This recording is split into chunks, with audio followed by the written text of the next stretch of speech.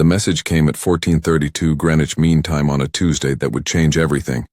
Admiral Sarah Chen was drinking her third cup of coffee when the quantum relay station on Luna began screaming alerts across every screen in the command center. "Admiral, we're getting something on the Deep Space Channel," Lieutenant Rodriguez called out, his voice tight with confusion. It's not from any human source." Sarah set down her coffee cup. In her 23 years of military service, she had never heard those words. The Deep Space Quantum Relay Network was humanity's most advanced communication system, capable of near-instantaneous contact across light years. Only humans were supposed to know how to use it. "Put it on the main screen," she ordered. The holographic display flickered to life, showing a three-dimensional image that made everyone in the room step back. The creature speaking was tall and thin, with skin that shifted between silver and blue. Its eyes were completely black, and when it spoke, the words came through perfect universal translation software that humanity didn't even know existed. "To the dominant species of the third planet from the star you call Sol," the alien began, its voice carrying an authority that had commanded galaxies. "I am High Arbiter HFY of the Hegemony Council. You will listen carefully, as this message will be sent only once." Sarah felt her blood turn cold. Around the command center, officers stopped what they were doing and stared at the impossible sight of humanity's first contact with alien life. The alien continued without emotion. "Your species has reached a level of development that requires integration into the hegemony. This is not a negotiation. This is not a choice. This is a statement of fact that has been delivered to 3,417 species before you." The display changed, showing images that made Sarah's stomach clench. Massive ships that looked more like living creatures than machines floated through space. Planets burned under weapons that turned matter itself against the world it came from. Cities of crystal and metal crumbled as their inhabitants fled in terror. "The hegemony has existed for 12 million of your years," HFY said. "We have brought order to chaos, civilization to barbarism, and peace to war across this galaxy. Your species will submit to our authority, dismantle all military forces, and accept classification as a client species under hegemony protection." Sarah's hands clenched into fists. Client species. The words tasted like poison in her mind. "You have 72 of your hours to signal your complete surrender," the alien continued. "Transmit your acceptance on this same frequency. Any delay will be considered an act of hostility. Any resistance will be met with total elimination, as was demonstrated with the Vexhai." The screen showed a planet that had once been blue and green like Earth. Now it was a ball of glass, perfectly smooth, reflecting starlight like a marble. Sarah could see the shapes of continents beneath the surface, frozen forever in crystal. "Their crime was refusing our generous offer of integration," HFY explained without any trace of regret. "They believed their crystalline technology made them superior to the hegemony. They were wrong. Do not make their mistake." The message ended with coordinates showing massive ships already moving toward the outer edge of the solar system. According to the data, they would arrive in exactly 72 hours. Silence filled the Luna Command Center for exactly 10 seconds. Then every communication device in the room began ringing at once as news of the transmission spread across Earth's military networks. "Sir," Lieutenant Rodriguez said, his voice barely steady, "Earth Command is requesting immediate contact. So is the United Nations, and the Mars colonies, and the Belt Mining Consortium, and—" He stopped, overwhelmed by the flood of incoming calls. Sarah held up one hand for silence. Her mind was racing through protocols that had been written for a day everyone hoped would never come. First contact with hostile aliens, complete technological superiority on the enemy's side, an ultimatum with no room for negotiation. "Rodriguez, send a priority alpha message to all commands," she said, surprised by how calm her own voice sounded. "Tell them to implement protocol blackout immediately. No questions, no delays. Full implementation within the hour." "Ma'am, are you sure?" "Protocol blackout means—" "I know what it means," Sarah interrupted. She walked to her personal communication terminal and entered a code she had memorized 15 years ago but never thought she would use. Her fingers moved automatically across the quantum-encrypted keyboard, sending a message that would reach every human military installation from the asteroid belt to the moons of Saturn. The message was simple. "The day we prepared for has come. Execute a blackout protocol. Show them nothing. Trust the plan. Humanity endures." Around the solar system, the response was immediate. On Earth, every military base went dark. Communication satellites stopped transmitting. The massive space elevators that connected Earth to its orbital stations powered down their lights. Mars colonies turned off their beacon signals. Mining ships in the asteroid belt shut down their engines and drifted like dead metal. To any outside observer, it would look like humanity was panicking. Like their civilization was collapsing under the weight of the alien ultimatum. Ships would appear to be fleeing randomly. Communications would seem to be failing. Military forces would look scattered and disorganized. But Sarah knew better. She had helped write Protocol Blackout during her early years as the intelligence officer, back when deep space monitoring stations first detected the systematic destruction of civilizations in nearby star systems. The protocol wasn't about panic. It was about preparation. Dr. James Okafor appeared on her personal screen, calling from his hidden laboratory in the Kuiper Belt. The man who had designed humanity's response to this exact situation looked tired, but determined. "Sarah, the message went out to all sites," he said. "Activation is proceeding on schedule. The foundries are powering up, the shipyards are dropping their camouflage, and our assets are moving into position." "How long do we have?" Sarah asked. 72 hours until they expect our surrender," James replied. "But our scouts show their advance forces will be in position to attack in 60 hours. "They're not taking any chances," Sarah nodded. "The aliens thought they were dealing with another primitive species that would crumble under pressure. They had no idea that humanity had been preparing for this moment for decades. Every mining operation in the outer system had been designed with dual purposes. Every commercial space station had hidden weapons. Every seemingly random asteroid had been hollowed out and converted into something the aliens wouldn't see coming." "James, are we really ready for this?" Sarah asked quietly. The scientist was quiet for a moment. When he spoke, his voice carried the weight of humanity's future. "Sarah, they've conquered 3,000 worlds using the same formula. Overwhelming force, a surrender deadline, and the promise of mercy for those who submit immediately. It's worked every time because every species they've faced has been alone." He paused, looking directly into the camera. "But they've never faced humans. They've never faced a species that spent 10,000 years perfecting the art of war against itself. They expect us to kneel." Sarah felt a cold smile cross her face. "What are we going to give them instead?"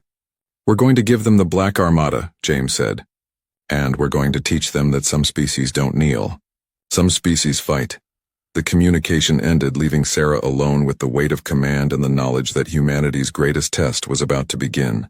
Outside the windows of Luna Command, Earth hung in space like a blue jewel, peaceful and beautiful. In 60 hours, that peace would end forever. Captain Thexmol of the Hegemony scout ship. Inevitable Truth watched the human homeworld through his ship's advanced sensors and felt satisfaction flow through his gill slits. The primitive planet below was reacting exactly as expected. "Report," he commanded his sensor operator. A young Kethai whose scales still showed the bright colors of inexperience. "The electromagnetic signature from the third planet has decreased by 78%, the operator reported. "Their communication networks appear to be failing. We're detecting scattered transmissions that suggest widespread panic among the population centers." Thexmol's tentacles curled in amusement. 3,000 worlds, and they all responded the same way. First came disbelief, then panic, then the desperate scrambling of a species realizing they were completely outmatched. The humans were following the pattern perfectly. "Any sign of military organization?" he asked. "Negative, Captain. Their orbital installations have gone dark. We're tracking multiple ships fleeing toward the outer system, but their movements appear random and uncoordinated. Standard retreat behavior from a species in collapse." Through the viewport, Thexmol could see the first elements of the Hegemony fleet approaching the edge of the human star system. 12 bioships, each one grown rather than built, their living hulls pulsing with the soft light of contained power. The smallest of them was larger than anything the humans had ever constructed. What Thexmol couldn't see were the 17 mining vessels that had been drifting dead in space for the past 6 months. Their crews in hibernation, their hulls covered in electromagnetic damping material that made them invisible to Hegemony sensors. As the alien scout ships took their positions, human eyes watched from inside those hollow asteroids, recording every detail of Hegemony technology and tactics. Deep in the Kuiper Belt, Dr. James Okafor stood in what looked like a standard research station, studying ice formation on distant comets. The facility's public records showed it as a small scientific outpost with a crew of 12. The reality was different. "Bring the foundries online," James ordered. The asteroid around him shuddered as massive machinery came to life for the first time. What had appeared to be a natural chunk of ice and rock was actually a hollowed-out shell containing one of the most advanced manufacturing facilities humanity had ever built. Similar installations throughout the outer system began their activation sequences, dropping their camouflage and revealing their true nature. The Darwin station had supposedly been studying Jupiter's moons for the past 8 years. Dr. Elena Vasquez had published dozens of papers on atmospheric composition and magnetic field interactions. What she hadn't published was that the station's real purpose was testing weapons designed specifically to fight in space. "All systems show green," she reported to James over a quantum-encrypted channel. "The mass drivers are ready and the particle beam arrays are fully charged." "The hegemony ships don't know we exist," confirmed Elena. "Hold position until the signal." Similar reports came in from across the solar system. The Hermes Mining Consortium had been extracting rare metals from the asteroid belt for 15 years. Now their mining ships revealed hidden armor plating and weapon systems that had been disguised as ore processing equipment. The New Horizons research platform stopped studying cosmic radiation and began charging the most powerful directed energy weapon ever created by human hands. Commander Alex Petra floated in zero gravity aboard what the official records listed as a cargo transport named Peaceful Journey. The ship had been hauling supplies between Earth and Mars for 3 years, making regular runs that established it as a harmless civilian vessel. The hegemony scouts had classified it as a non-threat commercial unit and ignored it completely. They had no idea that hidden beneath the cargo bays was enough firepower to level a city, or that Alex's crew consisted of humanity's most experienced military pilots flying under false identities. "Sir, we're receiving activation codes," reported Lieutenant Kim Santos, who was officially listed as a cargo specialist but had actually been trained in zero-gravity combat operations. "Acknowledged. All stations prepare for revelation. This is not a drill." Back on Luna, Admiral Sarah Chen watched the hegemony forces position themselves exactly where humanity's war planners had predicted they would. The aliens were following standard protocols, taking positions that would allow them to control all major shipping lanes, while demonstrating their overwhelming power to the human population below. "Ma'am, we're getting reports from all hidden installations," Lieutenant Rodriguez reported. "Everything is online and ready. The Black Armada is prepared for deployment." Sarah nodded, feeling the weight of the moment. For 30 years, humanity's best scientists, engineers, and military strategists had worked in secret to prepare for this day. They had studied every piece of intelligence gathered from deep space monitoring, analyzed the destroyed civilizations the hegemony had left behind, and designed weapons and tactics specifically for fighting an enemy with superior technology. The key insight had come from studying historical human conflicts. Time and again, technologically superior forces had been defeated by opponents who understood that technology meant nothing if you couldn't use it effectively. The hegemony had grown complacent through easy victories. They expected their mere presence to break enemy morale. They had never faced an opponent that wanted them to feel confident and superior. Captain Thexmol was reviewing his preliminary report when his sensor operator suddenly stiffened in alarm. "Captain, I'm detecting energy signatures from the outer system. Multiple sources powering up simultaneously. Probably they're outer colonies trying to establish communication with the homeworld," Thexmol replied dismissively. "Continue monitoring." What the hegemony sensors detected as communication attempts were actually the first stages of the most coordinated military operation in human history. Across the solar system, hidden installations that had been disguised as research stations, mining operations, and commercial facilities began dropping their facades and revealing their true nature. The asteroid designated 2157 KT had been studied by xenogeologists for 5 years. Now it split open like a flower, revealing a shipyard containing vessels that had been constructed in absolute secrecy. The Titan Atmospheric Research Station stopped studying Saturn's moon and began launching fighter craft that had been stored in underground hangars. Dr. James Okafor smiled as he watched his life's work come to fruition. The hegemony thought they were dealing with a typical planetary species, confined to their home system and limited by the physics of conventional space travel. They had no idea that humanity had been building in secret for decades, or that every seemingly innocent installation in their star system was actually part of a vast military network designed for one purpose: to turn the hunter into the hunted. Status: report from all stations, he requested. The responses came in from across the solar system.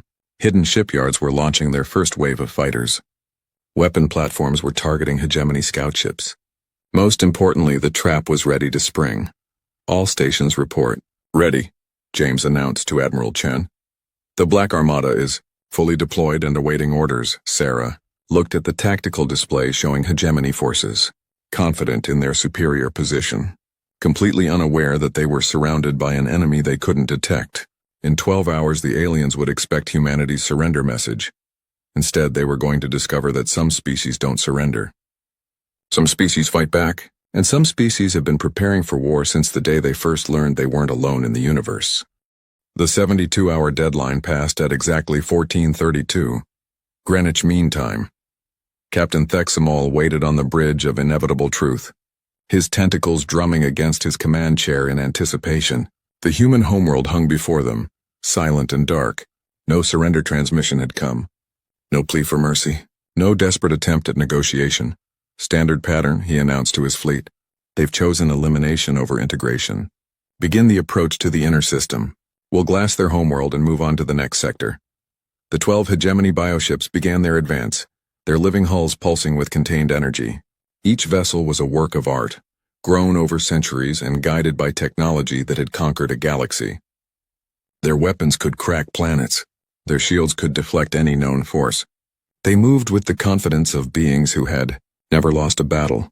That confidence lasted exactly 47 minutes. The attack began from everywhere at once. What the hegemony had dismissed as dead asteroids suddenly erupted with engine fire. Space itself seemed to come alive as camouflaged human vessels dropped their stealth fields and revealed their true nature. The mining ship Prospector's Dream shed its disguise to become the heavy cruiser Retribution. The research platform Deep Space Explorer unfolded weapon arrays that had been hidden inside false scientific equipment. Commander Alex Petrov's voice cut across the tactical frequency.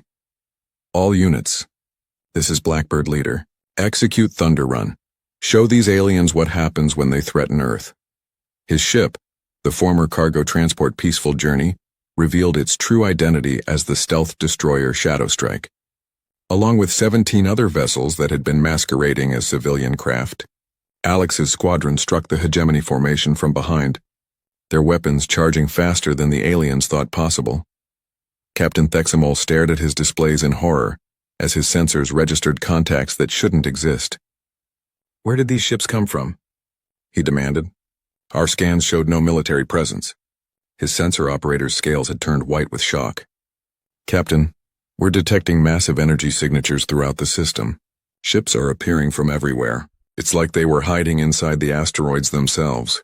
They had been. For months, human crews had lived inside hollowed-out rocks, their ships powered down and their life support systems running on minimal power. They had waited in hibernation while hegemony scouts mapped the system, invisible to sensors that looked for active ships rather than modified asteroids. The first hegemony bioship to die was the Living Harmony, struck by a coordinated strike from 6 human vessels. The aliens' energy shields, designed to deflect energy weapons, proved useless against solid projectiles accelerated to relativistic speeds. Kinetic kill vehicles, basically telephone poles made of depleted uranium and accelerated to a significant fraction of light speed, punched through the bioship's hull like bullets through paper. "Impossible," Thexmal screamed as he watched Living Harmony break apart. "Their technology is primitive. Their weapons shouldn't be able to penetrate our shields." What he didn't understand was that humans had been studying hegemony technology for decades through deep space observation. They knew exactly how alien shields worked, and they had designed their weapons specifically to defeat them. Energy shields were useless against solid matter moving fast enough, and humans had become very good at making things move very fast. Dr. Elena Vasquez watched from her hidden platform near Jupiter as the Darwin station revealed its true nature. What had appeared to be a small research facility unfolded into a weapons platform, larger than some hegemony ships. The massive particle beam cannon she had spent 8 years perfecting locked onto its target and fired. The beam struck the bioship gentle current amidships and burned completely through it. The alien vessel, designed to regenerate from normal weapon damage, simply couldn't heal fast enough to survive having a hole punched through its core systems. Target eliminated, Elena reported with satisfaction. Recharging for second shot. Across the system, the pattern repeated. Hidden human installations revealed themselves and struck with weapons the hegemony had never encountered. Mass drivers hurled chunks of metal at incredible speeds. Swarm missiles that learned from each impact adapted to alien countermeasures. Most devastating of all were the hunter-killer drones that pursued wounded hegemony ships across the system, refusing to let them escape or regroup. Captain Maria Volkov led the first wave of human fighters launched from the secret shipyards. Her squadron of 30 ships had been built specifically for this moment, designed to be fast, maneuverable, and lethal. Unlike the elegant bioships with their curved lines and bioluminescent displays, human fighters were angular, dark, and built for only one purpose: killing things in space. Target the command ship, she ordered her pilots. Cut off the head and the body dies. Her fighters swarmed inevitable truth like angry wasps, too small for the bioship's main weapons to target effectively, but large enough to carry devastating missiles. They struck the hegemony flagship from every angle, their attacks coordinated with inhuman precision. Bexmal felt his ship shudder under the impact of human weapons. Alarms screamed throughout the bridge as systems he had thought invulnerable began failing. "Damage report," he demanded. "Hull breaches on 7 decks," his damage control officer reported, terror clear in his voice. "The humans are using some kind of adaptive weapon system. Our regeneration protocols can't keep up with the damage rate. How is this possible? They're supposed to be a primitive species." What Thexmal didn't understand was that humans were primitive in some ways. They hadn't developed bioships or energy shields or faster-than-light communication. But they had developed something the hegemony had forgotten. During 12 million years of easy victories, the ability to kill efficiently. Every human weapon had been designed by beings who had spent 10,000 years perfecting the art of war against their own species. They understood tactics, strategy, and most importantly, the psychology of their enemies. They had studied how the hegemony fought, identified their weaknesses, and built an entire military doctrine around exploiting those weaknesses. The bioship Eternal Peace tried to flee toward the edge of the system, its living hull damaged beyond its ability to heal. It didn't make it.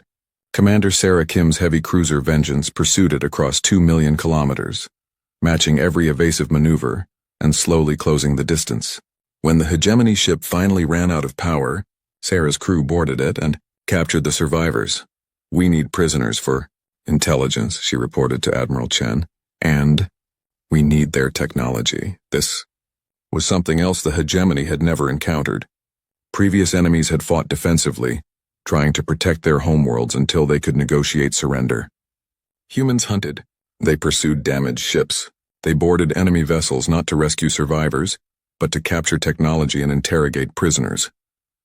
Admiral Sarah Chen watched the battle from Luna Command, coordinating the attack with cold precision. The tactical display showed hegemony forces scattered and demoralized, their formation broken by attacks from directions they hadn't known existed. "Status report," she requested. 7 hegemony vessels destroyed, 3 captured, 2 fleeing toward the edge of the system, Lieutenant Rodriguez reported. "Our losses are minimal. The aliens can't adapt to our tactics fast enough." Sarah nodded. The hegemony had expected to fight another defensive battle against a terrified species. Instead, they were facing an enemy that had turned their own star system into a weapon. Every asteroid could hide a ship. Every piece of space debris could be a disguised weapon platform. Every seemingly innocent research station could reveal itself as a fortress. As the remaining hegemony ships fled toward the outer system, human forces pursued them with relentless efficiency. The aliens had come to Earth expecting to receive a surrender. Instead, they had learned that some species don't kneel, some species fight back, and some species have been preparing for war since the day they realized they weren't alone in the universe. The Black Armada had risen, and the hegemony's 12 million years of easy conquest had just come to an end. High Arbiter HFY stood in the central chamber of the Hegemony Council, his silver-blue skin flickering with patterns of confusion and disbelief. Around him, the representatives of 12 ancient civilizations watched the tactical displays with growing horror. "Explain to me," HFY said, his voice carrying the authority of 12 million years of conquest, "how a primitive species destroyed 8 of our bioships and captured 3 more in less than 6 hours. The Keth High military coordinator, General Vashtok, struggled to find words. "High Arbiter, their tactics are unlike anything we've encountered. They don't fight defensively, they hunt. When our ships try to retreat and regroup, human vessels pursue them across the entire system." "Pursue them how?" "Our intelligence indicated they were confined to their home system with primitive chemical rockets. That intelligence was wrong, sir. They've been building in secret for decades. Every asteroid in their system could be hiding ships. Every research station could be a weapons platform. They turned their entire star system into a fortress, and we walked right into it." HFY's black eyes fixed on the tactical display showing the remains of what had been the most powerful military force in the galaxy. "Show me how they fight." The hologram displayed the battle footage captured by the fleeing hegemony ships. HFY watched human vessels emerge from what had appeared to be dead space, their movements coordinated with machine-like precision. Unlike the graceful bioships that danced through space like living creatures, human vessels moved like predators, angular and purpose-built for killing. "They use kinetic weapons," General Vashtok explained. "Solid projectiles accelerated to relativistic speeds. Our energy shields are useless against them. And when we tried to retreat, they followed. Human ships pursued our damaged vessels across millions of kilometers. When the Eternal Peace ran out of power, they boarded it and captured the crew. Not for rescue, High Arbiter. For interrogation." HFY felt something he hadn't experienced in his 3,000-year lifespan. Fear. "What do they want with our technology?" "To learn how to kill us more efficiently, sir." Meanwhile, in the wreckage-strewn space around Earth, the Black Armada was doing exactly that. Commander Alex Petrov floated in the command center of the captured bioship Gentle Current. Watching human technicians strip away alien technology with ruthless efficiency. "Report," he ordered. Dr. Lisa Chen, the xenotechnology specialist, looked up from where she was studying a piece of hegemony equipment that still pulsed with bioluminescent patterns. "Their ships are incredible, Commander. Self-healing hulls, quantum-entangled communication systems, weapons that can crack planets. But they have a critical weakness, which is arrogance. Their entire military doctrine is based on overwhelming technological superiority. They've never had to develop real tactics because they've never faced effective resistance. Their ships are powerful, but they're predictable." Alex nodded. That predictability had been humanity's greatest advantage. The hegemony fought the same way against every enemy. Approach the system, demonstrate overwhelming force, accept surrender or destroy the planet. They had used the same tactics for 12 million years because those tactics had always worked. But humans were different. Humans had spent 10,000 years fighting other humans, beings just as intelligent and resourceful as themselves. They understood deception, misdirection, and most importantly, they understood that any enemy could be defeated if you were willing to pay the price. Captain Maria Volkov's fighter squadron was demonstrating that principle in the asteroid belt, where the last 2 hegemony bioships were trying to hide among the floating rocks. The aliens thought they could use the asteroids for cover, the same way they had hidden among gas clouds and debris fields in previous campaigns. They hadn't counted on the fact that humans had been living and working in the asteroid belt for decades. Every rock was mapped. Every gravitational current was charted. What looked like random space debris to the hegemony was actually a carefully controlled environment where humans held every advantage. "Blackbird Squadron. This is Hawk Leader," Maria announced over the tactical frequency.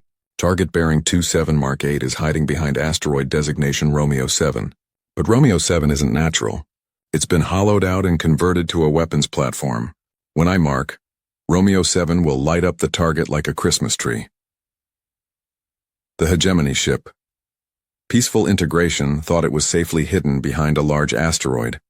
Its bioluminescent hull powered down to minimal levels. The ship's captain, HFY, was reporting to his superiors that they had found a secure position to await rescue. He was still transmitting when the asteroid suddenly blazed with weapon fire. What had appeared to be a natural chunk of rock revealed itself as another human installation, striking the bioship from point-blank range with weapons designed specifically for close-range combat. "Impossible," HFY screamed as his ship's hull began to fail. How can they be everywhere? The answer was simple. Humans had been preparing for this war for 30 years. Every mining operation had been designed with dual purposes. Every research station had hidden weapons. Every seemingly innocent piece of space infrastructure had been built to kill hegemony ships. Dr. James Okafor monitored the battle from his command center in the Kuiper Belt, coordinating the activities of installations scattered across the solar system. The tactical display showed human forces systematically hunting down the remaining hegemony ships, denying them any chance to escape or regroup. Status report from all stations, he requested. The responses came in from across the solar system. Human forces had taken control of every major shipping lane. Captured hegemony technology was being analyzed and reverse-engineered at hidden research facilities. Most importantly, the quantum communication equipment from the captured ships was being used to monitor hegemony military communications. Dr. Okafor, reported his intelligence officer, were intercepting communications from the Hegemony Council. They're sending reinforcements. 3 full battle fleets, over 100 ships. James smiled coldly. Let them come. We'll be ready. The preparation was already beginning. Human shipyards that had been disguised as mining operations were working around the clock to produce more vessels. The captured hegemony technology was being integrated into new weapons systems. Most importantly, human forces were learning to think like their enemies. Admiral Sarah Chen received the intelligence report on Luna and immediately began planning humanity's next move. The hegemony thought they were dealing with a defensive species that would try to protect their homeworld. They had no idea that humans were already planning to take the war to enemy territory. Rodriguez, prepare a transmission to all commands, she ordered. We're going to do something the hegemony has never seen before. We're going to attack them, ma'am. For 12 million years, the hegemony has fought the same war over and over. They show up, demand surrender, and either accept submission or destroy the planet. They've never had to defend their own territory because no one has ever been able to strike back. Sarah turned to look at the tactical display showing human forces scattered throughout the solar system, no longer hiding but actively hunting the remnants of the hegemony fleet. That's about to change. We're not going to wait for them to bring more ships to Earth. We're going to follow their survivors home and show them what it feels like to be hunted.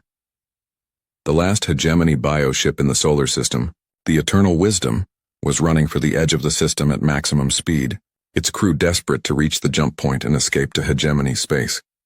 They almost made it. Commander Sarah Kim's heavy cruiser Vengeance caught them just as they reached the heliopause, the boundary between the solar system and interstellar space. Instead of simply destroying the fleeing ship, Kim's crew disabled its engines and boarded it, capturing the survivors and all their intelligence.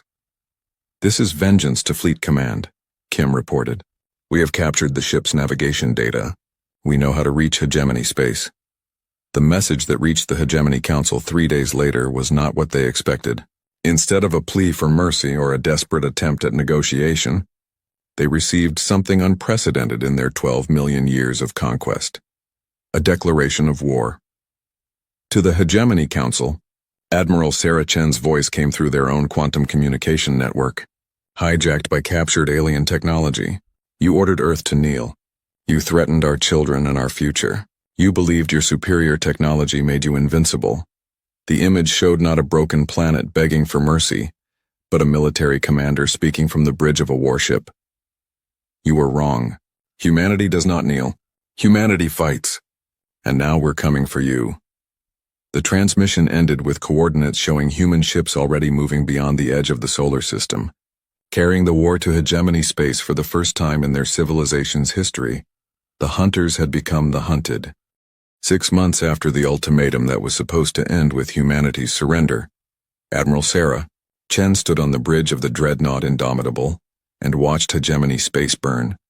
The massive human warship hung in the void above what had once been the hegemony's most important military depot, a space station the size of a small moon that had coordinated the conquest of 1,000 worlds. Now it was the expanding cloud of debris, destroyed by weapons the aliens still didn't understand. Status report, Sarah requested.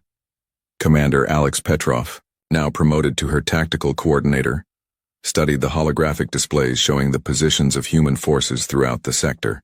Hegemony Depot 7 is completely destroyed. Their local defense fleet has been eliminated. We've captured 3 more bioships and their crews. Most importantly, we've captured their communication arrays. Sarah nodded with satisfaction. The communication arrays were the key to everything. For the first time in 12 million years, the hegemony was learning what it felt like to have their own technology used against them. Human forces were using captured quantum communication equipment to intercept alien military transmissions, coordinate false information campaigns, and most devastatingly, broadcast messages that were shattering the hegemony's carefully maintained image of invincibility. "Show me the intelligence reports," Sarah ordered. The holographic display changed to show a map of hegemony space, with dozens of star systems marked in different colors. Red indicated systems under hegemony control. Blue showed systems where human forces were operating. But most interesting were the yellow markers, indicating something unprecedented: rebellion. Dr. James Okafor appeared on the communication screen, calling from the captured hegemony research facility he was now using as his base of operations. "Sarah, the psychological warfare campaign is working better than we hoped. 17 client species have declared independence from the hegemony in the past month. They're calling themselves the Liberation Alliance. What changed their minds? Us. For 12 million years, the hegemony told their client species that resistance was impossible, that their technology was so advanced that rebellion would only result in complete annihilation. We proved that was a lie. The truth was spreading across the galaxy faster than the hegemony could suppress it. Humanity had done the impossible. They had defeated hegemony forces using inferior technology and superior tactics. More importantly, they had carried the war to hegemony space and won.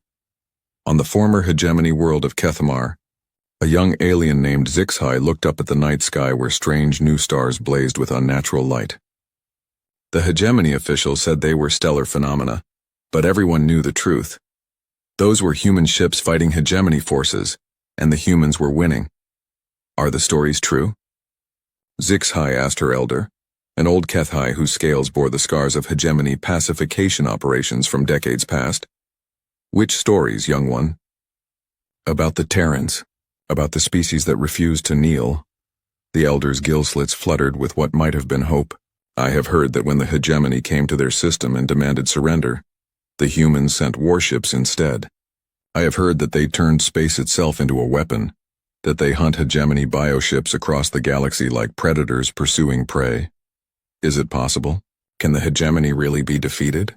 Before the elder could answer, the night sky lit up with the distinctive blue-white flash of human quantum torpedoes destroying a hegemony patrol ship in orbit. The explosion was visible across the entire continent. A message written in fire across the heavens. Resistance was not only possible, it was happening. Similar scenes were playing out across hundreds of worlds as the news of humanity's victories spread. Species that had submitted to hegemony rule decades or centuries ago were remembering what it felt like to be free. More importantly, they were learning that the supposedly invincible hegemony could be defeated. High Arbiter HFY stood in the emergency session of the Hegemony Council, his silver-blue skin now showing patterns of deep concern. Around him, the representatives of 12 ancient civilizations faced a crisis none of them had ever imagined. Their empire was collapsing, Port. From the front lines, he demanded. General Vashituk's scales had turned completely white with stress. High Arbiter, we've lost contact with Sectors 7 through 12. Human forces have destroyed our communication networks and are systematically eliminating our military installations. Worse, 17 client species have declared independence and are actively supporting human operations. How is this possible? They're a single species from one star system. Yes, sir. But they fight differently than anything we've encountered. They don't try to hold territory or protect specific locations. They strike our supply lines, destroy our communication networks, and disappear before we can respond. When we send ships to hunt them, they ambush our forces using tactics we don't understand. What the hegemony didn't understand was that humans had been preparing for asymmetric warfare for their entire existence. They knew how to fight an enemy with superior resources because they had been doing it to each other for 10,000 years. They understood that technology meant nothing if you couldn't use it effectively, and they had built their entire military doctrine around exploiting that weakness. Captain Maria Volkov demonstrated that principle perfectly as she led her squadron in an attack on the hegemony stronghold at Sigma Draconis. The alien fortress was protected by energy shields that could deflect any known weapon, and defended by bioships that outnumbered her forces 3-1. It didn't matter. Maria's ships didn't attack the fortress directly. Instead, they targeted the asteroid mining operation that supplied the base with raw materials, the communication relay that coordinated its defenses, and the fuel depot that powered its ships. Within 6 hours, the supposedly impregnable fortress was isolated, blinded, and starving. "This is Captain Volkov to Hegemony Fortress Command," she transmitted on an open channel. "You have 1 hour to surrender before we turn your pretty fortress into scrap metal. Your choice." The fortress surrendered without firing a shot. It was the first time in Hegemony history that one of their military installations had capitulated to an enemy force. The psychological impact was devastating. If a Hegemony fortress could surrender, then anything was possible. The news spread across the galaxy, carried by the same quantum communication networks the Hegemony had used to coordinate their empire. Now those networks carried a different message. Humanity was winning, and the age of Hegemony dominance was ending. Admiral Sarah Chen received the final intelligence report as human forces prepared for their most ambitious operation yet, a direct assault on the Hegemony homeworld itself. "Ma'am," Lieutenant Rodriguez reported, "we're receiving surrender offers from 47 Hegemony worlds. They're offering to switch sides and join the Liberation Alliance. And the Hegemony Council? They're in complete disarray. Half of them want to negotiate peace terms. The other half want to use planet-killer weapons against Earth." Sarah smiled coldly. "Let them try. We're not on Earth anymore, it was true." The Black Armada had evolved beyond its original defensive mission. Human shipyards, now established in captured Hegemony systems, were producing vessels that combined human tactical innovation with alien technology. The new ships were faster, more powerful, and more deadly than anything either species had built alone. More importantly, humanity was no longer fighting alone. The Liberation Alliance now included over 100 species, all united by a simple principle: the right to exist free from Hegemony control. The final battle came not as a massive fleet engagement, but as something much more devastating: a coordinated uprising across the entire Hegemony empire. Client species that had been suppressed for millions of years rose up simultaneously, supported by human weapons and tactics. The Hegemony's own size became their weakness as they found themselves fighting rebellions on 1,000 worlds at once. High Arbiter. Zeph High's last transmission was received on Earth 6 months later, carried by a human ship returning from the former Hegemony capital. "To the humans of Earth," the message began, the once proud alien leader now speaking from what was clearly a prison cell. "You have accomplished something we believed impossible. You have shown the galaxy that freedom is stronger than fear, that determination can overcome any technology, and that some species will never kneel." The transmission ended with a simple statement that would be remembered across the galaxy for millennia. "We surrender. Teach us how to be free." Sarah Chen read the message while standing on the observation deck of Luna Command, looking out at the same view of Earth that had watched her species receive the Hegemony's ultimatum over a year ago. The blue planet still hung in space like a jewel, but now it was the capital of a new kind of empire, one built on cooperation rather than conquest, on freedom rather than fear. "Admiral," Lieutenant Rodriguez reported, "we're receiving applications for membership in the Liberation Alliance from over 300 species. They all want to learn human tactics and philosophy." Sarah nodded. The message had been sent and received across the galaxy. When the powerful demanded submission, some species knelt. Others ran. Others hid. Thank you for watching, and comment for next part. The Vrin Hegemony had ruled the galaxy for 12,000 years. Their crystalline ships moved through space like floating cities of light.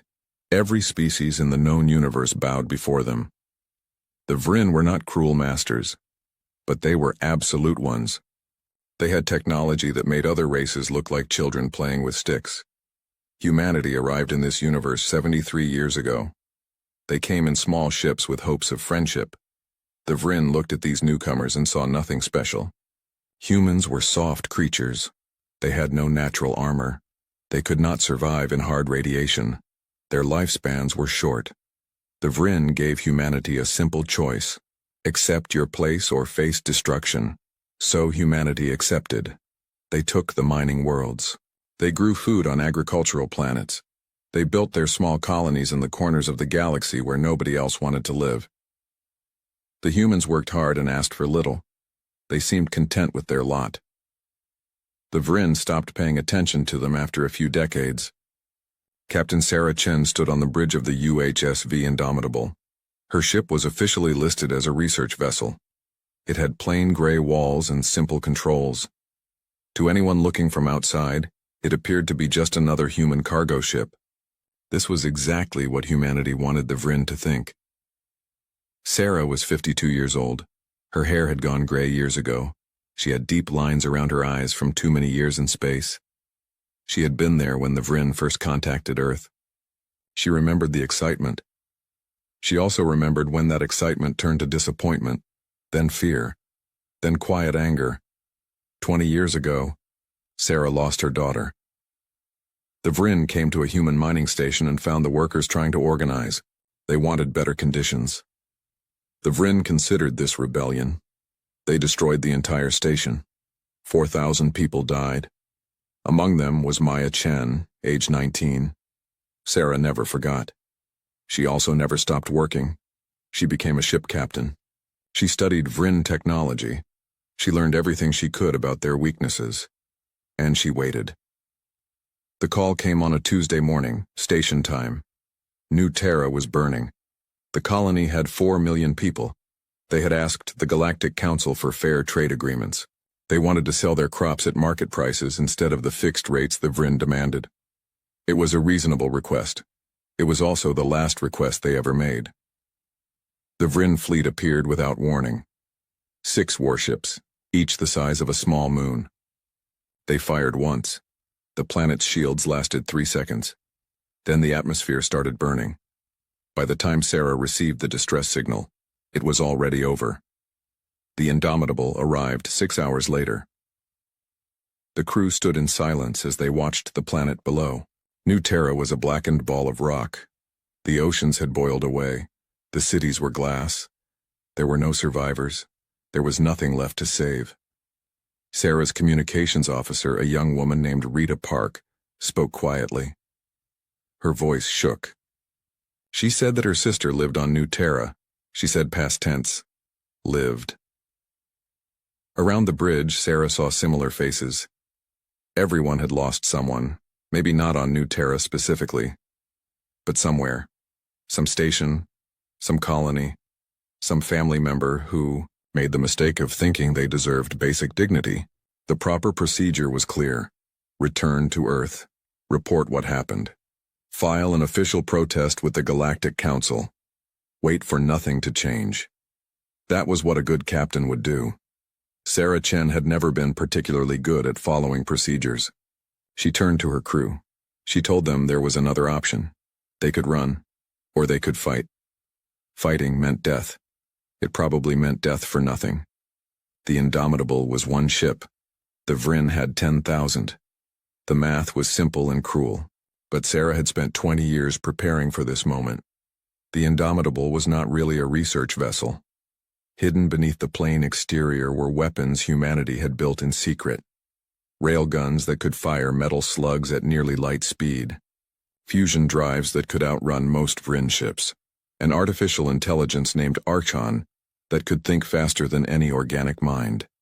They had one advantage. The Vryn thought they knew humanity.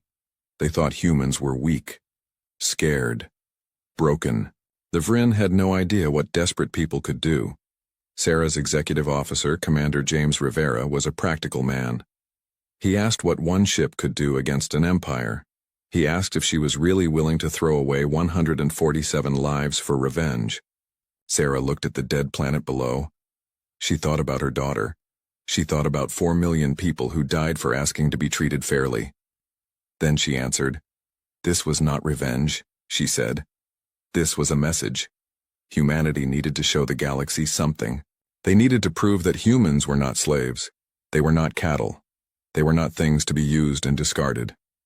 If the Indomitable died making that statement, then at least they died as free people. She put it to a vote. Every crew member had a choice. They could take the escape pods back to human space, or they could stay and fight. No judgment either way. This was not a military operation. This was something else. Something humanity had never tried before. The vote took 5 minutes. It was unanimous. Every single person chose to stay. Sarah nodded.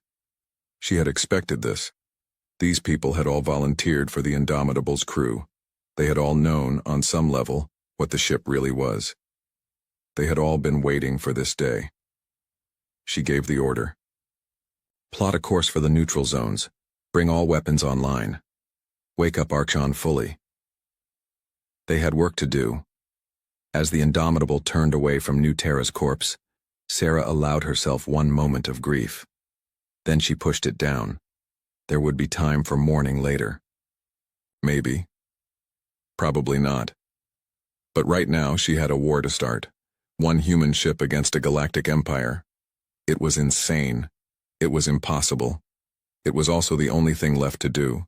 The Vryn had ruled for 12,000 years. They were about to learn that empires, no matter how powerful, could fall. Sometimes all it took was one person who refused to bow. Sometimes all it took was 147 people who decided enough was enough. The galaxy was about to change. The Vryn just did not know it yet. The Indomitable traveled through uncharted space for 3 weeks. The neutral zones were areas between claimed territories. No government controlled them. Pirates and refugees lived there. It was the one place the Vryn rarely looked. Sarah spent those weeks reviewing everything they knew about Vryn technology. The crystalline beings coordinated through a psychic network. Every Vryn ship was connected to every other.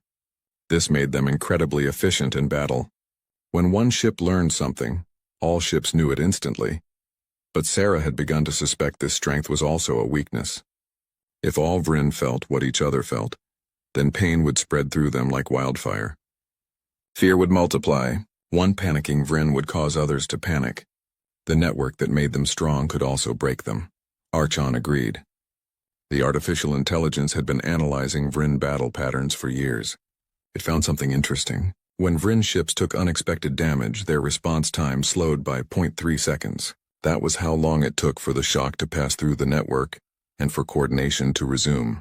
0.3 seconds was not much. But in combat, it could mean everything. The crew worked 16-hour days preparing the ship. Engineers converted cargo bays into weapon mounts. They stripped out everything not essential to combat.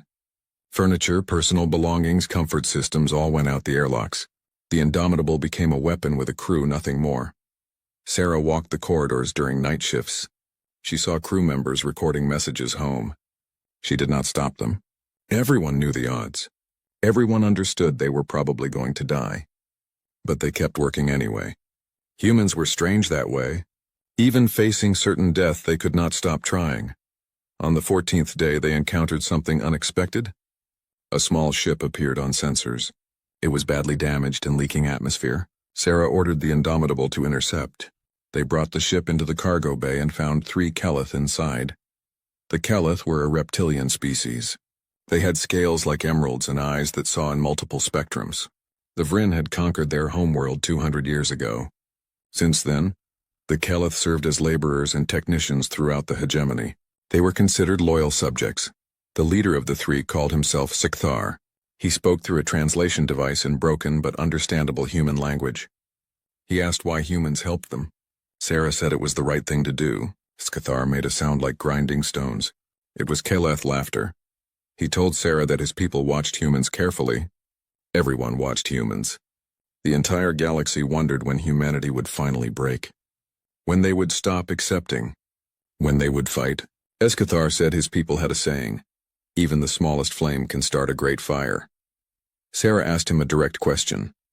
If humans struck at the Vryn, would others join them? Skithar's eyes went dark. He said that depends on whether humans can hurt the Vryn. Show us they can bleed, he said. Show the galaxy the Vryn are not invincible. Then you will have more allies than you can count. Before the Keleth left in a repaired escape pod, Skithar gave Sarah a gift. It was a data crystal containing detailed information about Vryn fleet movements. He explained that his people had been tracking the hegemony fleet for decades. They could not use this information themselves. But maybe humans could. The crystal revealed something important. Once every 5 years, the Vryn held a ceremony called the Grand Alignment. Their entire fleet gathered at Epsilon Crossing, a massive space station. They arranged their ships in perfect formation and renewed their oaths to the High Council. During this time, their attention turned inward. Their guard dropped slightly. It was the closest thing to vulnerability the Vryn ever showed. The next Grand Alignment was in 3 weeks.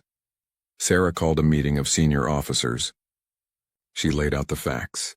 3,000 Vryn warships would be in one place. Their shields would be lowered for the ceremony. Their attention would be elsewhere.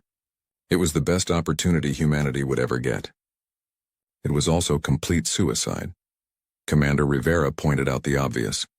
Even if they destroyed 100 Vryn ships, it would accomplish nothing. The hegemony had 10,000 vessels. They would hunt down the Indomitable and everyone would die for nothing. Sarah shook her head. They were not trying to win a war, she explained. They were trying to change minds. The Vryn controlled the galaxy through fear and myth. Everyone believed they were unbeatable. If one human ship could strike at their sacred ceremony, if 147 people could bloody the nose of an empire, then the myth would crack. Other species would see. They would understand the Vryn could be hurt. And then, maybe they would find their own courage. The chief engineer, a woman named Dr. Yuki Tanaka, asked about the crew. Did they have a right to throw away these lives? Sarah said she would put it to another vote. Anyone who wanted to leave could take an escape pod. She would not think less of them. The vote happened that evening. This time it was not unanimous. 3 people chose to leave. Sarah helped them prepare their escape pods personally. She thanked them for their service. She told them to tell Earth what happened here. Someone needed to remember. The remaining 144 crew members began final preparations. They trained in combat simulations. They studied Vryn ship layouts. They memorized contingency plans and backup contingency plans. Archon worked 24 hours a day calculating approach vectors and firing solutions. Sarah spent her nights alone in her quarters. She recorded a message to Earth. She explained what they were doing and why. She talked about her daughter Maya. She talked about New Terra. She talked about the 400 species living under Vryn rule, all of them waiting for someone to show them rebellion was possible. She ended the message with words she hoped would matter. We are not terrorists, she said. We are not suicidal. We are people who believe that freedom is worth dying for. We are people who refuse to live on our knees. If you remember nothing else about us, remember that we chose this. We chose to stand. The day before they reached Epsilon Crossing, the crew held a ceremony. It was not religious exactly. Humans had 100 different religions and no religions. But they needed to mark this moment somehow. They gathered in the cargo bay, the largest open space on the ship. People told stories. The communications officer spoke about her sister on New Terra. The navigator talked about his father who died in a mining accident when safety equipment failed. The doctor described a plague that swept through a human colony while Vryn ships orbited overhead, watching but not helping. Every person had a story. Every person had a reason. They were not heroes from ancient myths.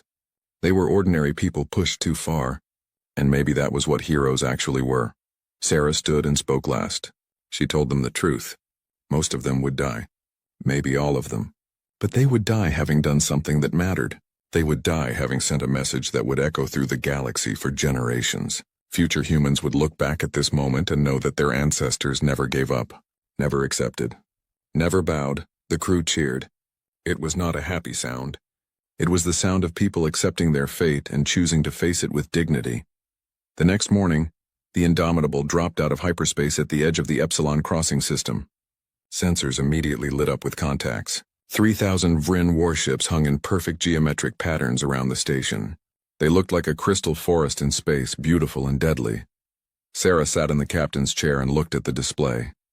One small human ship faced the might of an empire. It was the most lopsided battle in history. It was also the beginning of something new. She gave the order. All hands to battle stations. Charge weapons. Prepare to engage. The Indomitable turned toward the Vryn fleet and began its approach. The humans were coming, and the galaxy would never be the same. The Vryn noticed the Indomitable immediately. How could they not? The ship appeared on sensors like a small insect landing on a table full of giants. The Vryn fleet's automated systems flagged it as an unknown vessel and sent an identification request. Sarah ignored the request. The Indomitable continued its approach. Engines at maximum efficiency. Weapons powered but not yet active. She needed to get closer. Much closer. A second message came through. This time it was not automated. A Vryn commander spoke in their crystalline language. The translation came through flat and emotionless. You are in restricted space. Identify yourself or be destroyed. Sarah opened a channel. She spoke clearly and calmly. This is the UHSV Indomitable of Earth. We are responding to your attack on New Terra. We are here to deliver humanity's answer. There was a pause. Sarah imagined confusion spreading through the Vryn network. A human ship. One human ship. Coming to challenge 3,000 warships. It must be a mistake. Some kind of malfunction. Or perhaps a trick, the Vryn commander responded. You will power down your engines and prepare to be boarded. This is your only warning. Sarah looked at her crew. Every face was calm. Every hand was steady. They had made their choice. Now came the hard part. She gave the order. Fire. The Indomitable's railguns opened up. These were not energy weapons. The Vryn had shields specifically designed to deflect lasers and plasma, but railguns fired solid metal at incredible speeds. The physics were simple. Mass times velocity equals force, and the Indomitable's slugs traveled at 30% the speed of light. The first salvo hit 3 Vryn command carriers. The shields flickered but did nothing. They were not designed for kinetic impacts. The metal slugs punched through crystal hulls like they were paper. The carriers exploded in brilliant flashes of light. For exactly 0.3 seconds, the Vryn fleet froze. Sarah felt a savage satisfaction. Archon had been right. The shock of unexpected damage paralyzed them. 3 seconds was all the Indomitable needed. The human ship dove toward the fleet formation. Its engines burned brighter than any Vryn ship could manage. The Indomitable was small and fast. It darted between the massive crystal vessels like a bird flying through a forest, and everywhere it went it fired. More Vryn ships died. Destroyers, cruisers, support vessels. The railguns kept firing until the barrels glowed red-hot. Then they fired some more. Sarah watched the kill count climb on her display. 10 ships, 20-30. The Vryn finally reacted.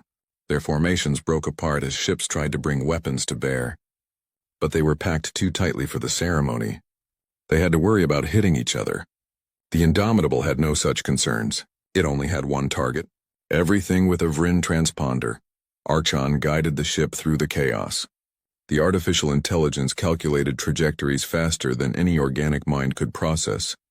It predicted where Vryn ships would be 3 seconds before they got there. It found gaps in the defensive fire that should not have existed. It turned a suicide charge into something almost like a dance. But the Indomitable could not avoid everything. Vryn energy weapons found their mark. The human ship's shields held for the first dozen hits. Then they started to fail. Hull breaches appeared across 3 decks. 17 crew members died when a plasma bolt cut through the port side. The ship shuddered and kept flying. Sarah's tactical officer called out damage reports. Port engines at 60%. Forward shields gone. Hull integrity dropping. The ship was dying around them. But it was taking so many Vryn ships with it. The kill count passed 50. Then 60. Then 70. Each destroyed Vryn ship sent another wave of shock and fear through their psychic network. Sarah could almost feel it, even though she was not connected. The Vryn were panicking. They had never experienced this before. Not in 12,000 years. Defeat was a concept they understood intellectually but had never felt. Now they felt it. They tasted it, and it terrified them. The Vryn fleet committed everything. 600 warships broke formation and converged on the Indomitable's position.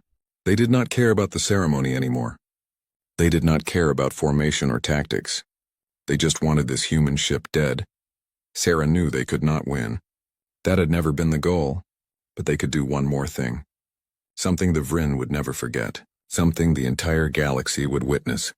She ordered Archon to broadcast on all frequencies. Every species in the galaxy monitored certain channels. Trade channels. Emergency channels. Diplomatic channels. The message would reach everyone. Sarah spoke into the microphone. Her voice was steady. She said that humanity had a message for the Vryn hegemony. They had a message for every species watching. 147 humans on one ship had destroyed 89 Vryn warships. They proved that Vryn could bleed. They proved that Vryn could die. She asked a question. How many more ships would it take? How many more humans willing to fight? The Vryn had 10,000 vessels. Humanity had billions of people. Do the math, she said. Do the math and be afraid. The message went out across the galaxy. On 400 worlds, subjugated species heard it. In stations and colonies and secret meeting places, people stopped what they were doing and listened. A human captain was challenging an empire. A human ship was winning against impossible odds. The message changed everything. Not immediately, not obviously, but something shifted in the collective consciousness of the galaxy.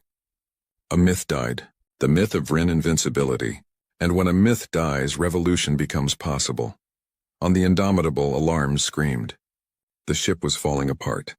Main power was failing. Life support was down to backup systems. The crew worked frantically to keep the vessel flying for just a few more minutes. Commander Rivera reported that the fusion core was becoming unstable. They were losing containment. If it breached, the explosion would destroy the ship. Sarah nodded. She had expected this. She had planned for this. She gave her final order. All crew to escape pods immediately. That was not a request. That was a command from their captain. The crew hesitated. Nobody wanted to abandon ship, but Sarah made it clear. They had delivered the message. Now they needed survivors to tell the story. Go, she said. That is an order.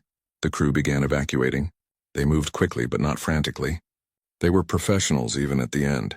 Sarah stayed on the bridge with a skeleton crew of volunteers. Commander Rivera, Dr. Tanaka, and 15 others who refused to leave. Someone had to keep the ship flying long enough for the others to escape. Sarah programmed the final course herself. The Indomitable would not just die. It would take as many Vryn ships with it as possible. She aimed for the Eternal Radiance, the flagship of the Vryn High Council. It was the largest ship in the fleet, and it hung in the center of the formation like a crystal palace. The escape pods launched. 89 of them scattered into space. The Vryn fleet was too focused on the Indomitable to pay attention to small pods. The humans drifted away into the darkness, watching their ship make its final run. Sarah pushed the engines to absolute maximum. The Indomitable accelerated toward the Eternal Radiance. Vryn ships fired everything they had.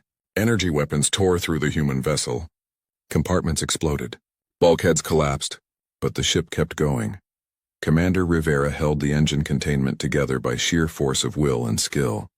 Dr. Tanaka kept the navigation systems online when they should have failed. The other volunteers worked their stations even as the bridge filled with smoke and sparks. In the final seconds, Sarah thought about her daughter. She thought about New Terra.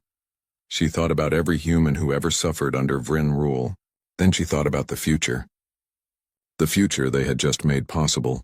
The Indomitable struck the Eternal Radiance at 40% the speed of light. The impact alone would have been devastating. But the fusion core breached at the moment of collision.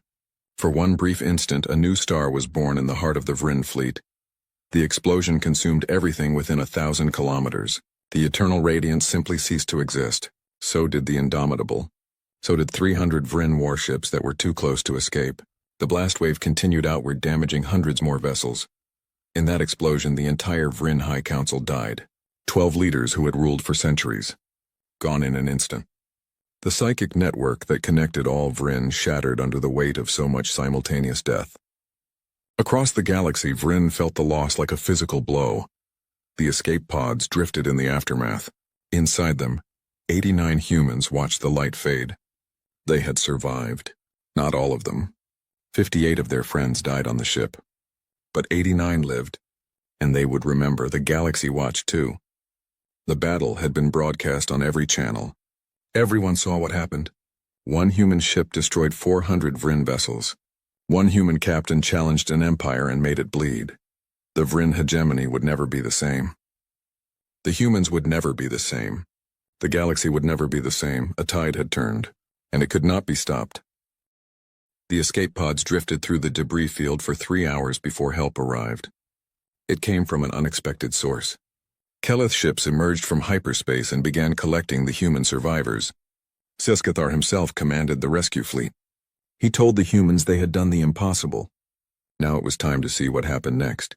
The Vryn fleet at Epsilon Crossing was in chaos. Their High Council was dead. Their formation was shattered. Ships fled in every direction, some back to their home territories, others to nearby stations. The psychic network struggled to recover from the trauma. For the first time in 12,000 years, the Vryn did not know what to do. News of the battle spread across the galaxy within hours. Every species heard the story. 1 human ship, 3,000 Vryn vessels, 400 destroyed. The numbers seemed impossible, but thousands of witnesses confirmed them. The broadcast showed everything. There was no denying what happened. Reactions varied by species. Some were terrified. If humans could do this, what else were they capable of? Others were inspired. If humans could fight back successfully, maybe they could too. A few stayed neutral, waiting to see how the situation developed. But nobody could ignore it. The Keleth were the first to act. Within a week of the battle, 17 Keleth colonies declared independence from the hegemony. They armed their defense stations and prepared for retaliation. When Vryn ships arrived to reassert control, they found something unexpected. The Keleth were ready. More than that, they were angry. The first battle happened at Keleth Prime, the homeworld. 3 Vryn cruisers faced a ragtag defense fleet of mining ships and converted transports. It should have been a massacre. Instead, the Keleth used tactics they learned from watching the Indomitables' final fight. They were fast. They were unpredictable. They targeted specific systems instead of trying to destroy entire ships, and they won. Other species took notice. The Varth Collective, a group of insectoid miners, stopped sending resources to Vryn worlds. The Menos tribe's nomadic traders began sharing intelligence about Vryn fleet movements with anyone who asked. The Threen, silicon-based life forms who had been conquered 6 centuries ago, started sabotaging Vryn facilities on their worlds. The Vryn tried to respond. They sent fleets to crush the rebellions, but something had changed. Their coordination was off. Their confidence was shaken. Ships that should have fought with perfect synchronization made mistakes. Captains who should have pressed attacks hesitated. The psychological wound from Epsilon Crossing ran deeper than anyone realized. Back on Earth, the reaction was complicated. Humanity learned about the Indomitables' battle from the 3 crew members who had taken escape pods before the attack. Their testimony reached Earth just hours after the galaxy-wide broadcasts began. The response was confusion, then shock, then debate. Some humans called it heroism. Others called it terrorism. The government was terrified of Vryn retaliation. They scrambled to distance themselves from Captain Chen's actions. They issued statements claiming the Indomitable acted without authorization. They offered to help hunt down any other rebel humans. It was a desperate attempt to avoid punishment. But human populations did not listen to their government. In colonies and stations across human space, people celebrated. They held vigils for the fallen crew. They painted the Indomitable's name on walls and ships. They told stories about Captain Chen and her impossible victory. The government could issue all the statements it wanted. The people knew what they believed. The Vryn never attacked Earth. They had bigger problems. Their empire was fragmenting. Subject species were rebelling across dozens of systems. The remaining Vryn fleet was stretched thin trying to maintain control. They had neither the time nor the resources to punish humanity properly. 6 months after the battle, the surviving crew members were found. The Keleth ships brought them to a neutral station in the Threshold sector. The humans had spent those months hiding, recovering, and wondering if they would be hunted forever. Instead, they found themselves famous. Representatives from 40 different species came to meet them. They brought requests for military advice, offers of alliance, and expressions of gratitude. The humans who had expected death or imprisonment found themselves treated like liberators. It was overwhelming. Among the survivors was Lieutenant Rita Park, the communications officer who lost her sister on New Terra. She stood in a conference room filled with aliens and could barely process what was happening. A Keleth elder thanked her for giving his people hope. A Varth worker offered her a crystal that represented honor in their culture. A Threen diplomat said humans had shown the galaxy how to be brave. Rita thought about her sister. She thought about Captain Chen. She thought about the 58 crew members who died on the Indomitable. Then she spoke. She said they did not do this for glory. They did it because someone had to. Because accepting tyranny was worse than dying free. Because silence in the face of evil was itself evil. Her words were recorded and spread throughout the galaxy. They became a rallying cry for the growing resistance movement. Different species, different worlds, but one message. Enough was enough. The Vryn hegemony fought to maintain control for 3 more years. They won some battles, they crushed some rebellions, but they could not win everywhere at once. Their empire, built on fear and myth, crumbled when those things disappeared. Each lost battle made them weaker. Each successful rebellion encouraged others. It was a slow collapse, but it was inevitable. Eventually, the Vryn homeworld itself faced uprising, not from conquered species, but from their own people. Young Vryn who questioned the old ways. Vryn who were tired of endless war to maintain an empire. Vryn who saw the writing on the wall and chose a different path. The hegemony formally dissolved 4 years after the Battle of Epsilon Crossing. The remaining Vryn territories reorganized into smaller, independent states. Some remained isolated. Others sought to join the new galactic community that was forming. It was messy and complicated and sometimes violent, but it was change. In the aftermath, hundreds of species came together to form a new government. They called it the Galactic Coalition. It was not perfect. It had no military. It had limited power, but it was built on cooperation instead of domination. Every member had an equal voice, including humanity. Earth's government, which had tried so hard to distance itself from Captain Chen, now claimed credit for her actions. They said she had been following secret orders all along. They said humanity had always planned to liberate the galaxy. The surviving crew members found this hilarious and infuriating, but they said nothing. History belonged to whoever wrote it down first. One person was still missing. Captain Sarah Chen. Her body was never found in the debris of Epsilon Crossing. Most assumed she died in the explosion with the rest of the bridge crew. Memorials were held. Statues were built. Her name became legend. 8 months after the battle, a damaged escape pod was found drifting at the extreme edge of the Epsilon system. It had been traveling on minimal power, its beacon too weak to detect until a Keleth patrol ship happened to pass nearby. Inside was a single occupant, barely alive, kept in stasis by failing medical systems. It was Sarah Chen. She had not been on the bridge during the final collision. Commander Rivera had knocked her unconscious and put her in an escape pod during the last minutes. He sealed it manually and launched it himself. Sarah was the captain. Someone needed to survive to tell the true story. Rivera made that choice for her. Sarah woke up in a Keleth medical facility. It took her 3 days to fully recover. When she learned what happened while she drifted in space, she did not know how to feel. The Vryn were broken.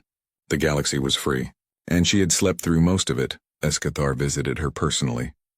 He told her that her sacrifice had saved billions of lives, that her courage had changed the course of history, that she was a hero to 400 species. Sarah listened and felt empty. She was not a hero. She was a mother who lost her daughter and a captain who lost her crew. Heroes were supposed to feel triumphant. She just felt tired, but the galaxy did not care about her feelings. They needed a symbol. They needed someone to represent the victory. So Sarah Chen, who wanted nothing more than to disappear, became the face of the new era. Earth recalled her home. There was talk of court-martial, but it never happened. Public opinion would not allow it. Instead, they held a ceremony. They gave her medals. They promoted her to admiral. They asked her to help build humanity's new military fleet. Sarah accepted the promotion. She had no choice, really. But she made them add one condition. Every ship in the new fleet would carry a memorial plaque listing the names of the Indomitable's crew. All 147 of them. The ones who survived and the ones who died. They would be remembered. That was not negotiable. The galaxy changed. It did not become peaceful. It did not become perfect. But it became free. And that was enough. 5 years after the Battle of Epsilon Crossing, Admiral Sarah Chen stood in a shipyard orbiting Mars. Around her, construction crews worked on 50 new vessels. These were not research ships with hidden weapons. These were warships built openly and proudly. Each one carried the name of someone who died on the Indomitable. The flagship was nearly complete. Sarah had insisted on its name personally. The UHSV Indomitable II. It was larger than the original, more powerful, better armored, but it carried the same spirit. The same message. Humans would not bow, would not break, would not accept tyranny.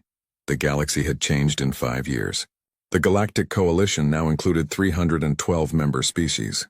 They met regularly to discuss trade, territory disputes, and mutual defense. It was messy. Arguments were common, but wars were rare.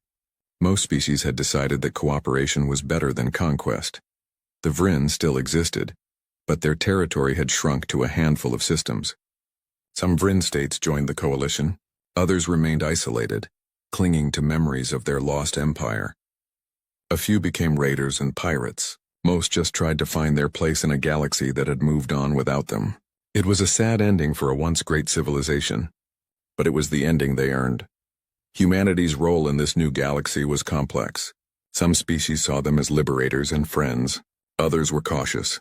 After all, humans destroyed 400 ships in a single battle. What else might they do if they felt threatened? Human diplomats worked hard to build trust. They shared technology. They offered aid to struggling colonies. They proved that the Indomitables' fight was about freedom, not conquest. But Sarah knew the truth.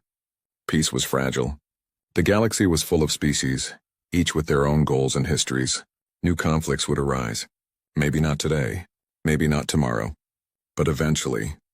That was why humanity needed a fleet, not to dominate, not to control, but to protect, to ensure that if someone tried to resurrect the old ways, humans would be ready. She walked through the construction areas, watching engineers install weapons systems and armor plating. These ships were being built with help from other species. The Kelith provided advanced sensor technology. The Varth contributed mining equipment that could double as emergency tools. The Threen shared their knowledge of energy distribution systems. It was a true cooperation. The fleet would belong to humanity, but it would be built by the galaxy. Lieutenant Rita Park found Sarah near the flagship's main engine. Rita was a captain now, assigned to command one of the new destroyers. She still had nightmares about New Terra, about her sister, but she channeled that pain into making sure nothing like that ever happened again.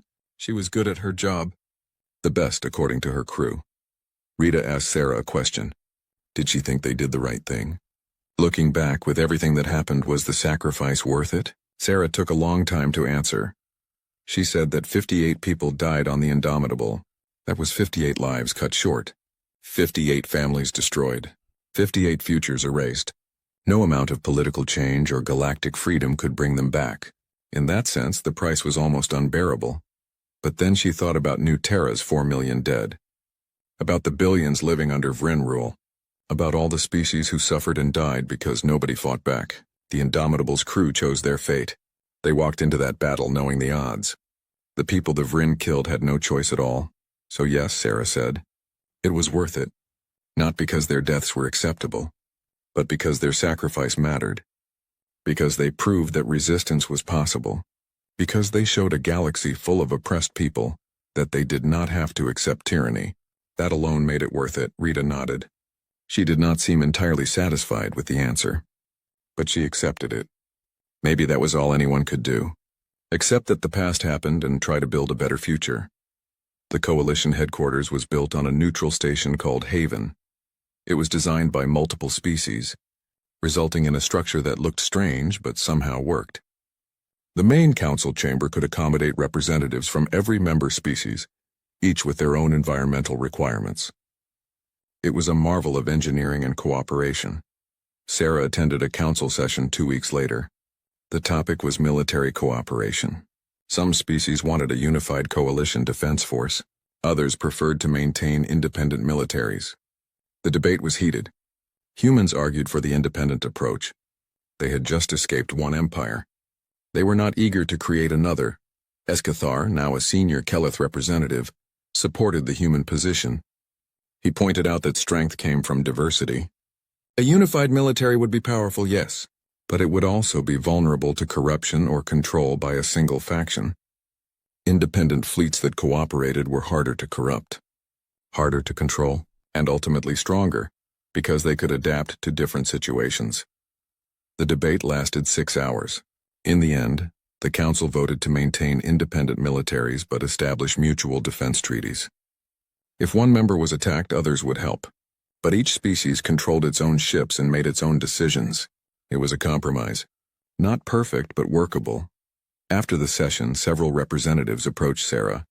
They wanted to talk about the Indomitable, about the battle, about how humanity found the courage to fight. Sarah was tired of these conversations. She had told the story 1,000 times, but she understood why people asked. They needed to know. They needed to believe that ordinary people could do extraordinary things. She told them what she always told them. Courage was not the absence of fear. It was acting despite fear. The Indomitable's crew was terrified. They knew they were going to die. But they went anyway because staying silent was worse than dying. Because accepting evil was worse than fighting it, even hopelessly. One of the representatives, a young Threen named Crystalis, asked if Sarah would do it again. Knowing what she knew now, knowing the cost, would she still give that order? Sarah looked at the young being for a long moment. Then she answered honestly, yes, without hesitation. The galaxy was free because 147 people refused to bow. That was a trade she would make every time. The UHSV Indomitable II launched 3 months later. It was a ceremony unlike anything humanity had ever seen. Representatives from 200 species attended. The shipyard was decorated with symbols and flags from across the galaxy. Speeches were made in dozens of languages. It was chaotic and beautiful and overwhelming. Sarah gave the final speech. She stood before a crowd of thousands and spoke simply. She said the first Indomitable proved something important. That tyranny could be fought. That empires could fall. That freedom was worth any price. This new ship, she said, would carry that lesson forward. It would protect the peace they fought so hard to achieve. And it would remind everyone, human and alien alike, that the strong had a duty to protect the weak, not to rule them. To protect them, the crowd cheered. Sarah felt uncomfortable with the attention. She was not a politician. She was a soldier who did what needed doing. But she understood the symbolism. The galaxy needed heroes, needed stories of resistance and victory, so she played her part. For the people who died, for the galaxy they saved, for the future they made possible. The Indomitable II lifted from its dock and began its first flight. 50 escort ships from 20 different species joined it. They flew in formation through human space, then into coalition territory. It was a show of unity, a demonstration that the galaxy had changed fundamentally. Sarah stood on the bridge of the flagship and watched the stars pass by. The bridge was different from the original ship. Larger, more sophisticated. But it felt the same somehow. Like she was home. Like she was exactly where she was supposed to be. Her first officer approached. It was Commander Marcus Webb, a veteran who had lost his entire family to a Vryn raid 15 years ago. He asked for their first orders. Where should they go? What should they do? Sarah smiled. It was a rare expression for her these days. She said they would patrol the border regions, help colonies that needed assistance, show the galaxy that humanity's strength would be used to protect, not conquer. They would be what the Vryn never were. They would be guardians, not masters. The Indomitable II set course for the frontier. Behind it, 49 other human warships prepared to join the effort. Each one was named for a fallen crew member of the original ship. Each one carried a piece of that legacy forward. They would not be the last ships humanity built, but they would always be the first of the new era. The era humanity helped create. Across the galaxy, former subjects of the Vryn hegemony went about their lives. They worked. They loved. They raised children. They built futures. And when they looked up at the stars, they no longer saw the shadow of an empire. They saw possibility. They saw freedom. Sometimes late at night, Sarah would visit the memorial room on the flagship. It was a small chamber near the center of the ship. On the walls were plaques listing every crew member who served on the original Indomitable. Pictures, names, brief descriptions of who they were. Sarah would stand there and remember Commander Rivera, who saved her life at the cost of his own. Dr. Tanaka, who kept systems running past all reasonable limits. The young ensign who was afraid but stayed anyway. The veteran sergeant who told jokes to keep morale up. All of them. Every single one, she made them a promise. Their sacrifice wouldn't 10 years after the Battle of Epsilon Crossing. The galaxy had settled into its new reality. The Galactic Coalition was now the dominant political force, though it governed through consensus rather than force. Trade flourished between species who had once been strangers or enemies.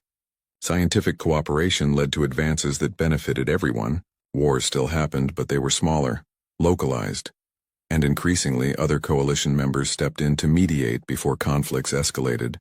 Humanity's fleet had grown to 200 ships, not the largest in the galaxy but among the most respected. Human captains were known for their adaptability and willingness to fight against long odds. Other species learned from human tactics. The idea of asymmetric warfare, of using intelligence and unpredictability to overcome superior force, spread throughout the galaxy. The Vrin's old strategy of overwhelming power was replaced by something more subtle and effective. Admiral Sarah Chen was 62 years old now. Her hair was completely white. She moved a bit slower than before, but her mind remained sharp. She commanded the Coalition Defense Initiative, a voluntary organization that coordinated military responses to threats against member species. It was not a unified military. Each species retained control of their own ships, but when needed they could work together with devastating efficiency. The initiative was tested 3 years after its formation. A group of Vrin extremists calling themselves the Crystal Restoration attempted to restart their empire. They had gathered a fleet of 300 ships, mostly old hegemony vessels they had kept hidden. They struck at a Calith colony world, killing thousands in a surprise attack. The coalition's response was immediate. Within 6 hours, ships from 40 species arrived at the colony. The human contingent was led by Captain Rita Park and her destroyer, the UHSV Defiant. The Kelith brought their entire home fleet. The Varth sent mining ships converted for combat. Even some peaceful Threen colonies sent support vessels. The Crystal Restoration expected to fight Kelith ships alone.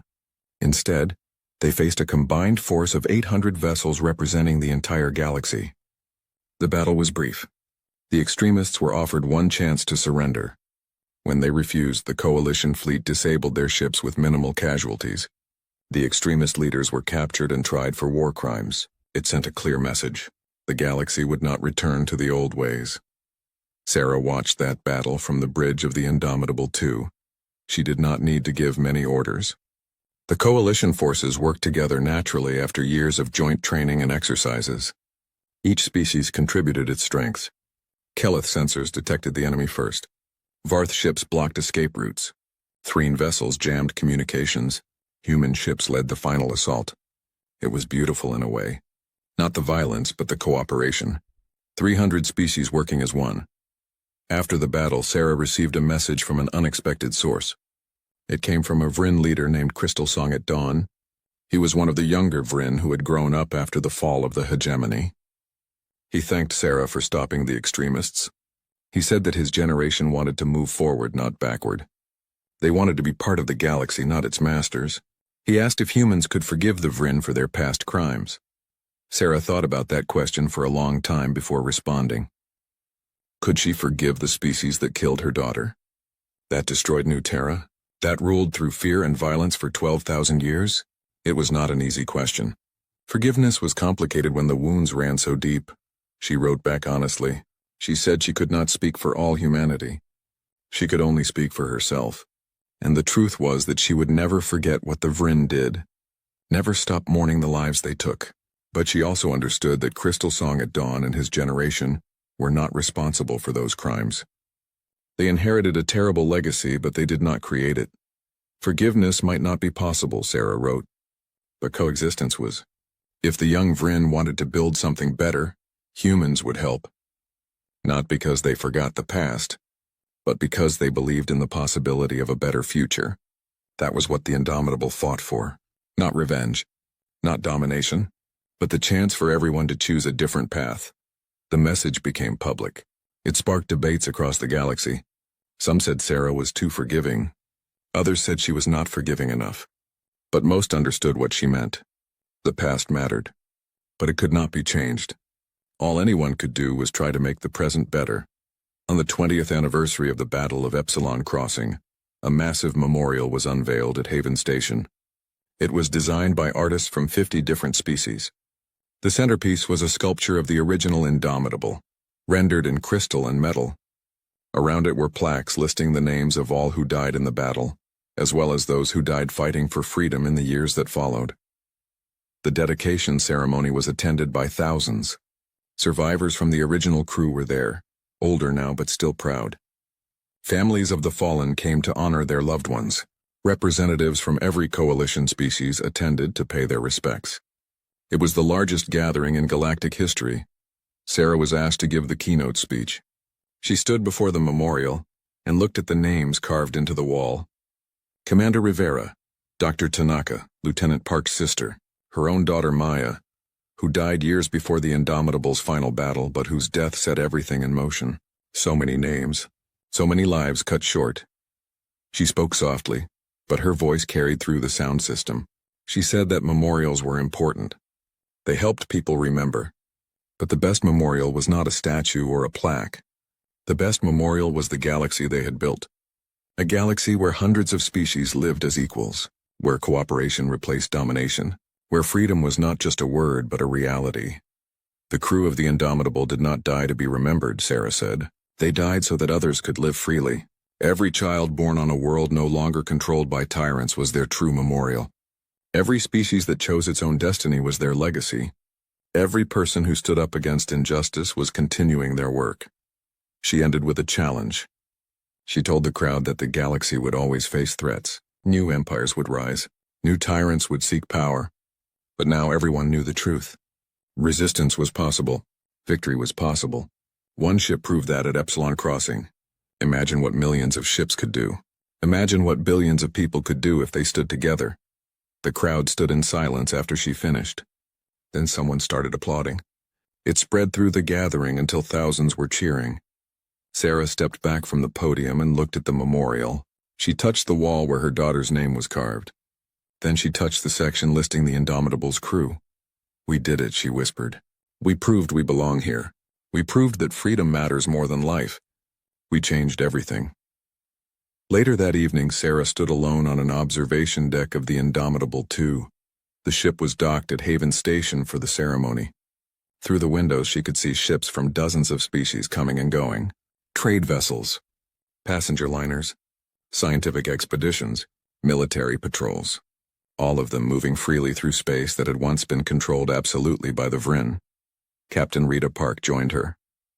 Rita commanded her own cruiser now, the UHSV Liberty. She had grown into a fine officer, strong, compassionate, willing to make hard choices but always questioning whether those choices were right. Sarah was proud of her. Rita asked Sarah what she thought about when she looked at the stars now. Sarah smiled. She said she used to see danger everywhere, threats, enemies, battles waiting to happen. But now she saw possibility. She saw a galaxy full of different people trying to make better lives. She saw cooperation where there used to be conquest. She saw hope. That did not mean the danger was gone, Sarah added. It never would be. But now they were ready for it. Now they had allies. Now they had proof that even the mightiest empire could fall if enough people said no. Rita nodded.